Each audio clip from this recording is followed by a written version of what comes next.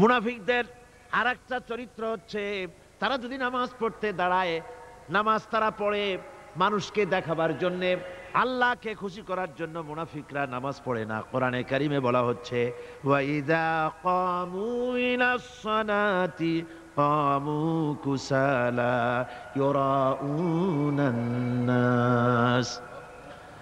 মুনাফিকদের চরিত্র হচ্ছে তারা নামাজে যায় না, যদি যায় তাহলে নামাজের মধ্যে দাঁড়ায় কাহিনী এবং চুস্তি অবস্থায়, নামাজের মধ্যে দাঁড়ায় এদিক ওদিক তাকায়, টুপিটা ঠিক করে, জামাটায় টান দেয়, বগলে চুলকায়, তারপরে নামাজের মধ্যে ইমামকে সতর্ক করে। ইমাম যদি তাশাহুদ পড়তে দেরি করে, ওর নিজের পড়া আগে হয়ে গেছে, ইমাম একটু দেরি করতেছে, তো পিছন থেকে সিগন্যাল মারে।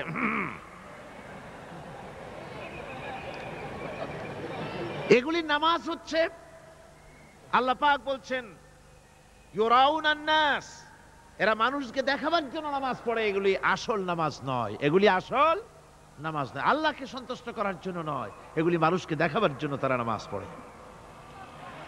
আমার ভাইরা, ইসলামের চরিত্রগুলি, কাজগুলি তারা করতে চায় না, সব সময়ের জন্য ইসলামের সঙ্গে বিরোধিতা করা এবং ইসলামের অপব্যাখ্যা করা, এগুলি হচ্ছে এই মুনাফিকদের চরিত্র, মুনাফিকদের কাজ।